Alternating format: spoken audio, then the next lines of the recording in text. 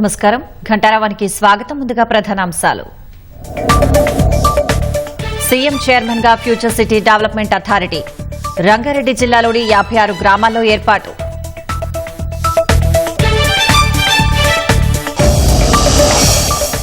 ఇవాళ ఉభయ సభల్లో ప్రశ్నోత్తరాలు రద్దు.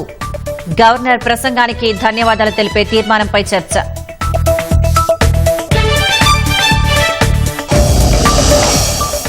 ఈసారి 3 లక్షల కోట్ల మార్క్ దాటనున్న రాష్ట్ర బడ్జెట్. తుది మెరుగులు దిద్దుతున్న ఆర్థిక శాఖ.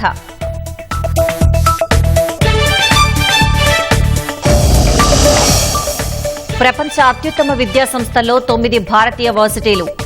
క్యూఎస్ ర్యాంకింగ్స్ లో ఐఐటి హైదరాబాద్, హెచ్సియుకు చోటు. గెలాక్సీలతో మొత్తం అంతరిక్ష పటం రూపకల్పనకు కసరత్తు. నింగిలోకి సరికొత్త టెలిస్కోప్ స్పియరెక్స్ ను పంపిన నాసా.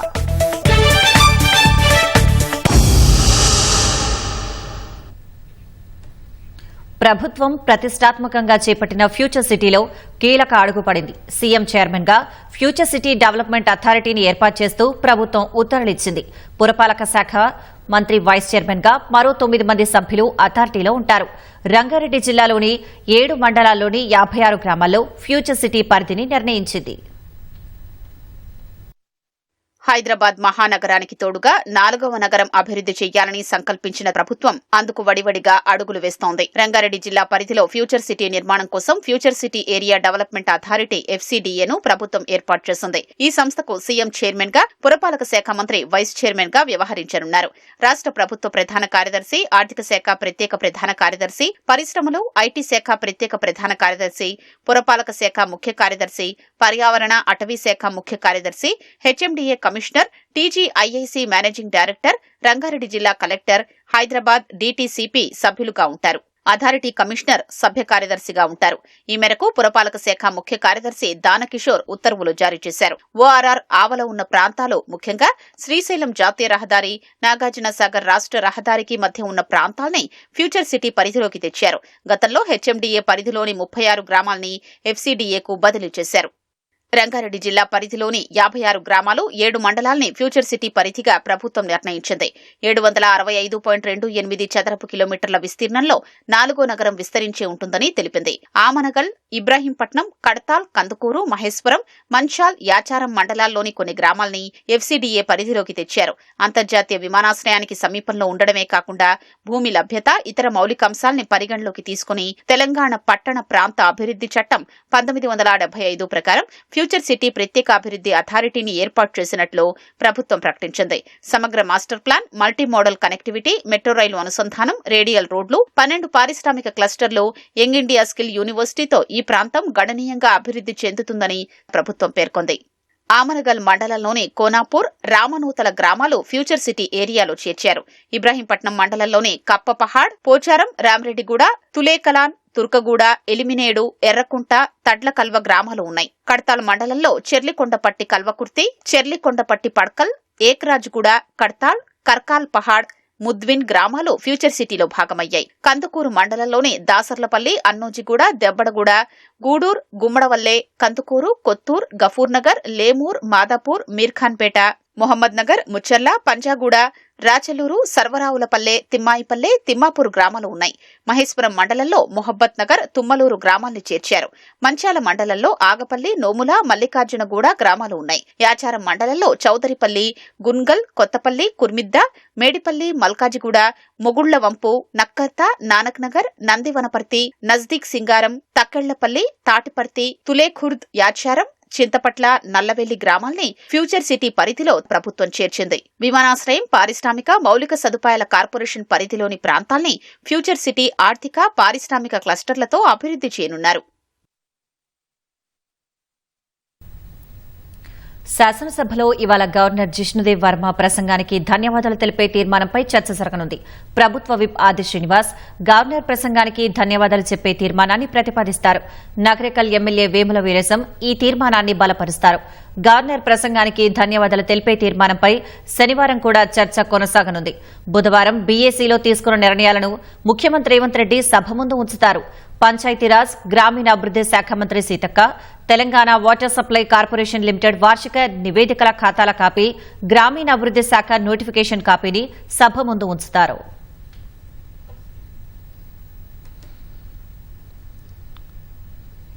అధికార పార్టీ సభ్యులందరూ రోజూ అసెంబ్లీకి రావాల్సిందేనని ముఖ్యమంత్రి రేవంత్ రెడ్డి ఖరాఖండిగా చెప్పారు. ప్రతిపక్షాల విమర్శలను సమర్థంగా తిప్పికొట్టాలని కాంగ్రెస్ సభ్యులకు దిశానిర్దేశం చేశారు. అభివృద్దిపై జిల్లా వారీగా ఎమ్మెల్యేలతో సమీక్ష చేస్తారన్న ముఖ్యమంత్రి సభలో ప్రతిపక్షాలను ఐక్యంగా ఎదుర్కోవాలని సీఎల్పీ భేటీలో సూచించారు. ప్రతిపక్షాల విమర్శలను ధీటుగా తిప్పికొట్టేందుకు అధికార పార్టీ అస్త్రశస్త్రాలతో సిద్దమైంది. విపక్ష సభ్యులు లేవనెత్తే అంశాలకు ధీటైన సమాధానాలివ్వాలని ముఖ్యమంత్రి రేవంత్ రెడ్డి కాంగ్రెస్ శాసనసభాపక్ష సమావేశంలో సభ్యులకు సూచించారు. సభ్యులంతా రోజూ సభకు రావాల్సిందే అన్న సీఎం ఇక నుంచి పార్లమెంటు తరహాలో ప్రతిరోజు 3 సార్లు విప్లు సభ్యుల అటెండెన్స్ తీసుకుంటారని స్పష్టం చేశారు.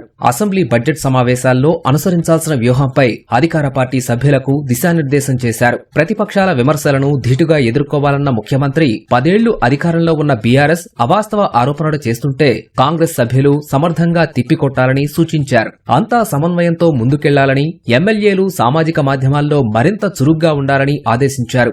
అసెంబ్లీ కంటే ముఖ్యమైన పరుడు బయట ఏం ఉంటాయన్న సీఎం రేవంత్ రెడ్డి నియోజకవర్గాల్లో కార్యక్రమాలను సమావేశాల తర్వాత పెట్టుకోవాలని నిర్దేశించారు.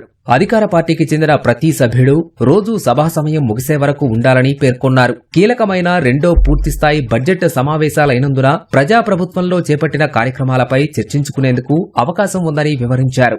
ఎమ్మెల్యేలు ప్రతి అంశంపైన పట్టు సాధించేలా సిద్ధం కావాలని సీఎం స్పష్టం చేశారు. కొత్త సభ్యులు సభలో పూర్తిస్థాయిలో ఉన్నట్లయితే సీనియర్ల నుంచి అనేక అంశాలు నేర్చుకోవచ్చని సీఎం సూచించారు.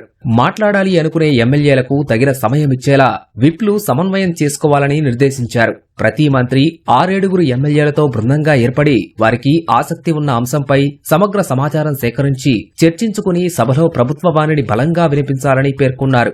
అందరూ అన్ని అంశాలపై అవగాహన పెంచుకుంటేనే అప్పటికప్పుడు సమాధానం చెప్పడం సులభమవుతుందన్నారు. శాసనసభకు కొత్త సభ్యుల హాజరుపై ముఖ్యమంత్రి ఆరా తీసినట్లు సమాచారం.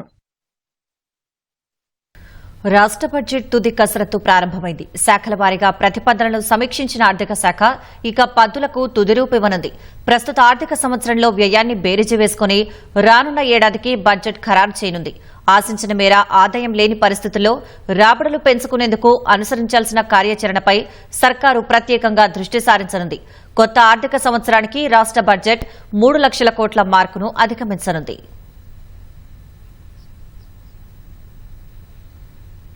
వివిధ సబ్జెక్టుల్లో ప్రపంచంలో అత్యుత్తమంగా గుర్తించిన 50 విశ్వవిద్యాలయాలు, 9 భారతీయ వర్సిటీలు, విద్యా సంస్థలకు చోటు దక్కింది. లండన్కు చెందిన క్యూఎస్ సంస్థ 15వ సబ్జెక్టు వారి ప్రపంచ విశ్వవిద్యాలయ ర్యాంకింగ్స్ ప్రకటించింది.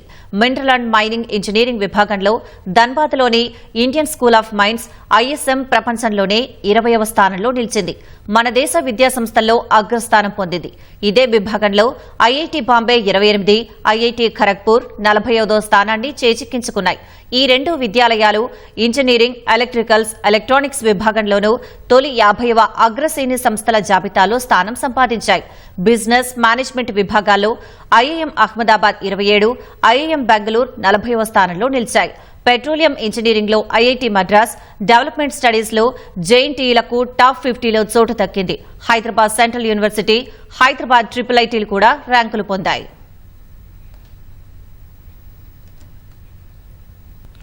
ఫామ్ హౌస్ కేసులో ఎమ్మెల్సీ పోచంపల్లి శ్రీనివాసరెడ్డికి పోలీసులు మరోసారి నోటీసులు అందించారు.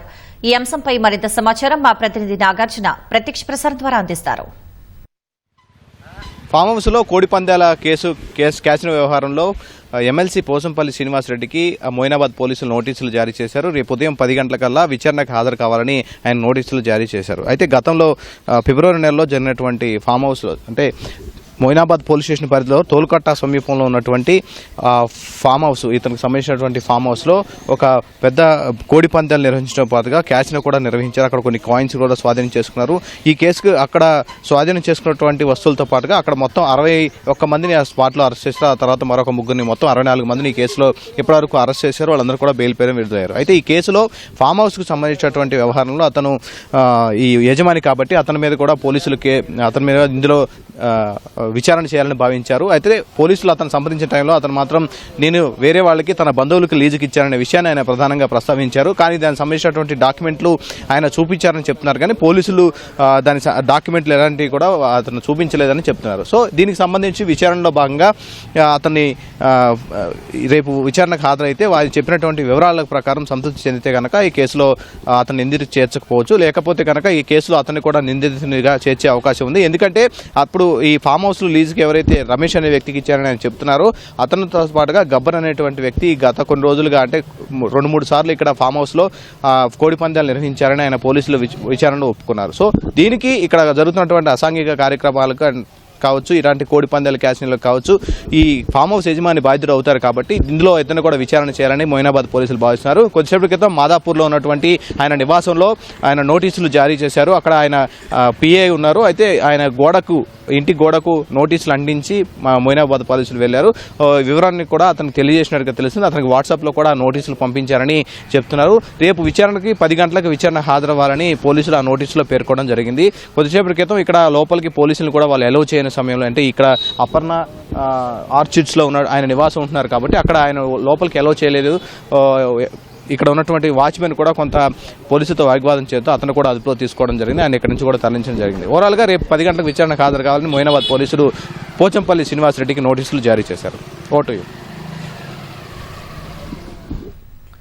విశ్వం ఆవిర్భావం, పాలపుంతలు, నక్షత్రాలు, కాస్మిక్ కిరణాలపై అధ్యయనం చేస్తున్న అమెరికా అంతరిక్ష పరిశోధనా సంస్థ నాసా మరో సరికొత్త ప్రయోగాన్ని చేపట్టనుంది. గెలాక్సీలతో అంతరిక్షం మొత్తం పటాన్ని రూపొందించి పాలపుంతల ఆవిర్భావం ఎలా జరిగిందో కాస్మిక్ వెలుగుల ద్వారా తెలుసుకోనుంది. ఇందుకోసం సరికొత్త టెలిస్కోప్ స్పియరిక్స్ ను నింగిలోకి పంపింది.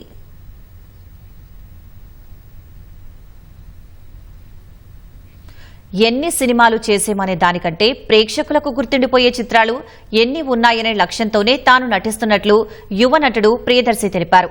ఇప్పటి వరకు 60 చిత్రాల్లో నటించిన మల్లేశం, బలగం లాంటి 5-6 చిత్రాలు మాత్రమే గుర్తొస్తాయని పేర్కొన్నారు. ఆ జాబితాలో నాని నిర్మించిన కోర్టు చిత్రం కూడా ఉంటుందన్న ప్రియదర్శి మిత్రుడైన న్యాయవాది సూచనలు, సలహాలు తీసుకుని సూర్యతేజ పాత్రలో నటించినట్లు వివరించారు. సున్నితమైన పోక్సో చట్టంపై కోర్టు చిత్రం ప్రేక్షకుల్లో ఒక అవగాహన తీసుకొస్తుందంటున్న ప్రియదర్శితో మా ప్రతినిధి సతీష్ ముఖాముఖి. గారు నమస్తే. నమస్తే సార్, బాగున్నారు? 14 కోర్టులో కలుసుకోబోతున్నాం. సో మరి ఆ కోర్టులో ఎలాంటి తీర్పు కోసం ఎలా వెయిట్ చేస్తున్నారు, ఏంటి, మీకు ఎట్లా అనుకూలంగా తీర్పు వస్తుంది అనుకో? జడ్జి గారు మంచి తీర్పు ఇచ్చారండి. దట్ ఈ సినిమా చూసిన వాళ్ళందరూ హ్యాపీనెస్ కి గురవుతారని, వాళ్ళు పెట్టిన డబ్బులకి పూర్తి న్యాయం జరుగుతుందని. సో సామాజిక న్యాయం జరగాలంటే మీరందరూ ఈ సినిమా థియేటర్లలోనే చూడాలని తీర్పిచ్చారు. సో అదే మేము కూడా ప్రజలకు అందరికి అదే చెప్తున్నాం బేసికలీ. సో మరి ఈ కోర్టులోకి నల్ల కోటుతో వెళ్ళినటువంటి Surya Teja, so alias Priyadarshi, so మరి ఎలాంటి కేసులు వాదించబోతున్నాడు? ఈ నల్లకోటు వెనుక ఉన్నటువంటి కథ ఏంటి? నల్లకోట వెనుక ఉన్న కథ బేసికలీ ల్యాండ్ డిస్ప్యూట్ కేసు చేద్దామని వచ్చిన ఒక వ్యక్తి పోక్సో కేసు ఇస్తాడనమాట బేసికలీ.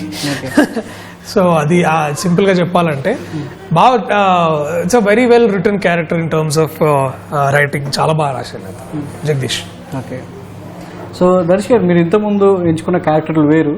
సో ఒక లీగల్ ప్రొసీడ్ క్యారెక్టర్ ఎంచుకునేటప్పుడు చాలా జాగ్రత్తలు వహించాల్సి ఉంటుంది. ఎందుకంటే చూసే ప్రేక్షకుడికి అంత నాలెడ్జ్ ఉండకపోవచ్చు. కొంతమంది చదువుకున్న వాళ్ళు, అంటే సినిమా అంటేనే పండితుల నుంచి పాముల వరకు అర్థమయ్యే భాషలో చెప్తేనే అది అర్థమవుతుంది.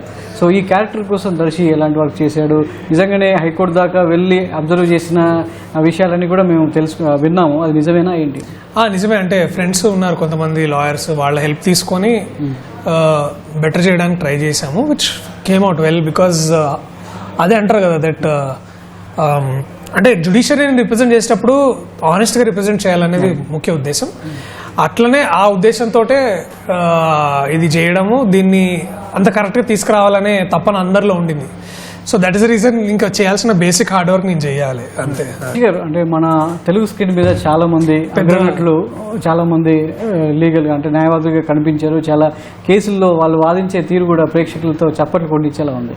మరి సూర్యతేజ వాదిస్తున్నప్పుడు థియేటర్లో అంబియన్స్ ఎలా ఉంటుందని ఎక్స్పెక్ట్ చేస్తున్నారు?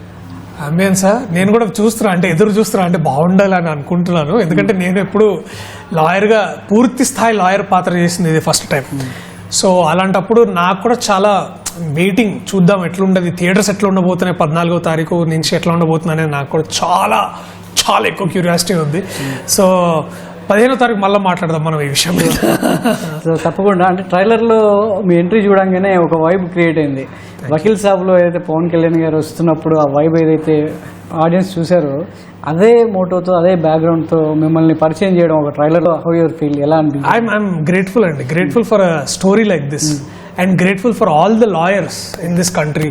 వాళ్ళు ఎంత కష్టపడతారు, ఎంత చేస్తారు, ఎంత హీరోల్లాగా సమాజాన్ని ఒక లా అండ్ ఆర్డర్ పెడతారు.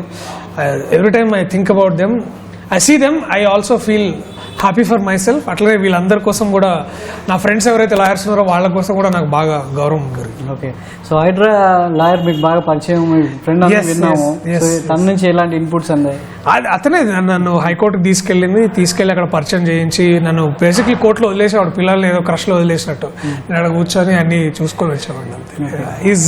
Jayakrishna has helped me a lot in terms of getting this film right. So cinema కంటెంట్లోకి వెళ్దాం. ఇది ఒక మైనర్కి సంబంధించినటువంటి లవ్ స్టోరీలో ఒక పోక్సో కేసుకి సంబంధించి మనం సినిమా ద్వారా ఒక ప్రజల్లో, ప్రేక్షకుల్లో ఒక అవగాహన కల్పించేలా ఈ సినిమాను నిర్మించడం జరిగిందని చెప్పి నానిగారు చెప్పారు.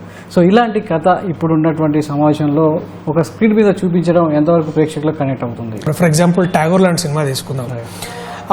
మనకి బేసికలీ యాంటీ కరప్షన్ బ్యూరో వాళ్ళు ఎట్లా పనిచేస్తారనేది మనకు కొంచెం ఏసీబీ వాళ్ళు ఎట్లా పనిచేస్తారని అర్థమైంది. మీడియా ఎంత వైడ్ స్ప్రెడ్గా ఉన్నప్పుడు మనం ఇవాళ రేపు ఏసీబీ ఎట్లా వర్క్ చేస్తుందని మనకు అర్థమవుతుంది. ఇప్పుడు ఇవాళ రేపు అంటే ఇప్పుడు దొరికిన వాళ్ళని ఎట్లా పట్టుకుంటారు, రెడ్ హ్యాండెడ్గా పట్టుకోవడం అంటే ఏంటి, పట్టుకున్న తర్వాత ఏం చేస్తారు. సో ప్రజలకి అంటే ప్రేక్షకులకి న్యూస్ ద్వారా, పత్రికల ద్వారా అవగాహన ఉంది, అంటే చట్టాలు ఏంటి, అవి ఎందుకు పనిచేస్తాయి, ఎట్లా అనేది. తర్వాత పిల్లలకి వీళ్ళందరికీ సివిక్స్ టెక్స్ట్ బుక్స్లో కానీ అక్కడిక్కడ కానీ రాజ్యాంగం ఏంటి, వీటన్నిటి గురించి ఒక అవగాహన ఉంది. ఇవేంటంటే ఇలాంటి సినిమాలు they bring a little special focus on POCSO. And అట్లనే మేము పాక్సో మొత్తాన్ని డిస్కస్ చేస్తలేము, ఎందుకంటే అది ఒక చాలా పెద్ద చట్టం, అది దాంట్లో చాలా ఇది ఉంటాయి. ఆ బేర్ యాక్ట్ కూడా చాలా పెద్దగా ఉంటుంది. అది చెప్పడం కంటే ముఖ్యంగా ఏంటంటే ఆ కేసు పడిన ఒక వ్యక్తి వాడి లైఫ్ ఎలా పోతుంది, ఎలా మారిపోతుంది అనే దాన్ని చూపించాము. ఓకే, నాన్నగారు ఇంకొక చాలా కీలకమైనటువంటి కామెంట్ చేశారు మన ట్రైలర్ లాంచ్లో. సో సినిమా నచ్చకపోతే తన నెక్స్ట్ హిట్ 3 చూడొద్దు అని అంత ఒక అగ్ర హీరో అంత మాట అనడం అనేది, సో మీకు ఎలా అనిపించింది? వెనకాల కూడా ఒకసారి షాక్ అయ్యారు. యా, అంటే నాకేంటంటే నేను ఆ మాట యాక్చువల్లీ నేను డబ్బింగ్లో ఉన్నప్పుడు అన్న హిట్ 3 డబ్బింగ్ చెప్పడానికి వచ్చాడు. నేను అమ్మాయి అప్పుడున్నాం, శ్రీదేవి. నేను దీన్ని అగ్రెసివ్గా ప్రమోట్ చేస్తాను దర్శి, అంటే నా సినిమా చూడకపోయినా పర్లేదు, ఈ సినిమా మాత్రం ఖచ్చితంగా చూడాలి అని మాతో ఒక సందర్భంలో ఉన్నాడు. అంటే అది మనం ఏమనుకుంటా, అది ఒక గొప్ప కాంప్లిమెంట్. అది ఆ కాంప్లిమెంట్ నేను తీసుకున్నప్పుడు నేను చాలా హ్యాపీగా, సంతోషంగా పడ్డాను. నేను యాక్చువల్లీ ఏంటంటే ఆయన పెట్టుకున్న నమ్మకం, ఆయన పెట్టిన టైము, మనీ, ఇదంతా వాటికి మనం న్యాయం చేయగలిగామనే ఒక ఇది ఉంటుంది, ఫీలింగ్ ఉంటుంది. అది తీసుకుపోయి మేము ఇద్దరు మాట్లాడుకున్న అంత గొప్ప మాటనే ఆ స్థాయిలో చెప్తారని నేను అనుకోలేదు. సో అది నాకు చాలా ఇట్లా, అంటే నేను కాసేపు నిజంగా షాక్. అంటే వామ్మో, అది చాలా పెద్ద స్టేట్మెంట్ అండి. అది గట్స్ ఉండాలి, మోర్ దాన్ గట్స్. సినిమా అంటే ఎంత ప్రేమ చూడండి ఆయనకి. కోర్ట్ అనేది సో మీ కెరీర్ కావచ్చు, ఇండస్ట్రీకి కావచ్చు, ఏ స్థాయిలో తీసుకెళ్తుందని మీ నమ్మకం? Definitely it is going to lead us forward. ఎందుకు ఫార్వర్డ్ అంటే నాకు ఇట్లాంటి క్యారెక్టర్ చేసినందుకు మంచి పేరు వస్తుందని నేను నమ్ముతున్నాను. అలాగే నాని అన్నకు కూడా అట్లాగే ఆయన నిర్మించిన ఈ సంస్థ ఏదైతే ఉందో దానికి కూడా ఒక కొత్త కొత్త బ్రాండ్ వస్తుంది. అట్లాగే ఇండస్ట్రీలో కూడా ఎక్కడో కూర్చొని ఎక్కడో కాఫీ షాప్లోనో లేకపోతే ఇంట్లో ఎక్కడో పాతబడేసిన, ఎక్కడో మూలన పడేసిన రైటింగ్ కానీ ఐడియా కానీ మళ్ళీ ఒక రైటర్ తీసుకొని ధైర్యంగా లేదు ఇలాంటి సినిమాలు చేయడానికి ఉన్నారు, ఇలాంటి కథలు చేయడానికి, ఇలాంటి కథలు చేసే యాక్టర్స్ ఉన్నారు, ప్రొడ్యూసర్స్ ఉన్నారని మళ్ళీ నమ్మకంగా ఫీల్ అయ్యి బాధపడకుండా ఒక రచయిత మళ్ళీ పెన్ ఎత్తి రాయగలిగితే అక్కడ మేము సక్సెస్ అవుతాం అని నేను అనుకుంటున్నాను. అలాంటి రైటర్లు కూడా ధైర్యంగా ఫీల్ అవ్వాలనేది నా ఉద్దేశం. సో వాళ్ళందరికీ వాల్ పోస్టర్ అండగా ఉంటుంది. So just keep writing. Right. So మరి ఈ కోర్టు ద్వారా ఇండస్ట్రీకి పరిచయం అవుతున్నారు, ప్రేక్షకుల ముందు రాబోతున్నటువంటి రోషన్ కావచ్చు, శ్రీదేవి.